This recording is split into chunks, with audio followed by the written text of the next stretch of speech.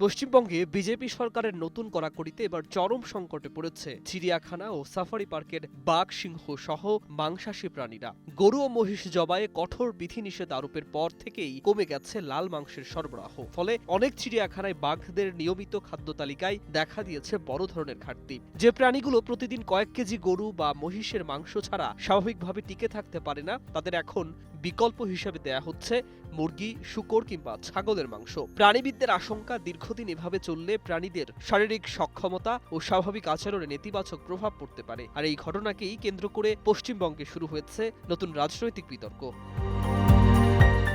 সংবাদ মাধ্যমের তথ্য মতে, পশ্চিমবঙ্গ সরকার এখন থেকে নির্দিষ্ট কসাইখানা ও সরকারি অনুমতি ছাড়া গরু কিংবা মহিষ জবাই নিষিদ্ধ করেছে। শুধু তাই নয়, জবাইয়ের জন্য গরুর বয়স কমপক্ষে 14 বছর হতে হবে এবং সেটি কর্মক্ষম বা প্রজননে অযোগ্য এমন সনদও লাগবে। এই কড়াকড়ির ফলে হঠাৎ করেই বাজারে লাল মাংসের দাম বেড়ে গেছে 150 থেকে 200 রুপি পর্যন্ত।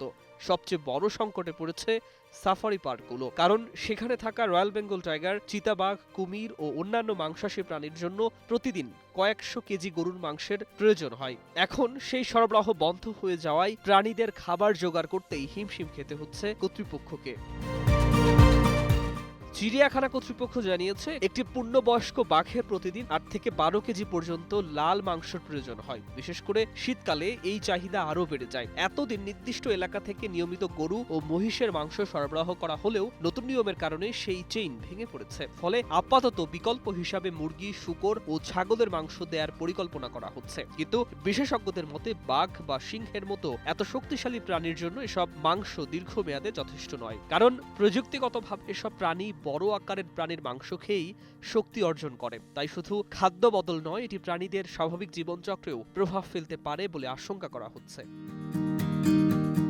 এদিকে গরু নিয়ে নতুন কড়াকড়ির ঘটনায় রাজনৈতিক বিতর্ক তীব্র হয়ে উঠেছে পশ্চিমবঙ্গে। সামাজিক মাধ্যমে ভাইরাল হয়েছে এমন ঘটনাও, যেখানে গরু বোঝাই গাড়ি থামিয়ে বিজেপি নেত্রী গরুর বার্থ সার্টিফিকেট দেখতে চেয়েছিলেন। 14 বছরের নিচে কোনো গরু কেউ বিক্রয় করতে পারবে না এবং কেউ যে কিনবেন সেও কিনতেও পারবেন না, আর কিনলেও তার সার্টিফিকেট লাগবে। সমালোচকদের দাবি, কোরবানির ঈদ সামনে রেখে মুসলিমদের ধর্মীয় অনুশীলনে চাপ সৃষ্টি করতেই এমন নীতি নেওয়া হচ্ছে। নতুন নিয়ম অনুযায়ী শুধু পশুর বয়স নয়, পরিবহন, জবাই ও মালিকানার নানা কাগজপত্রও এখন বাধ্যতামূলক করা হচ্ছে। ফলে সাধারণ মানুষ থেকে শুরু করে ব্যবসায়ীরাও পড়ছেন চরম ভোগান্তিতে। বিরোধীরা বলছে, মানুষের কর্মসংস্থান, দ্রব্যমূল্য কিংবা স্বাস্থ্য সংকটের পরিবর্তে এখন গরু রাজনীতি দিয়েই জনমত নিয়ন্ত্রণের চেষ্টা করছে বিজেপি সরকার।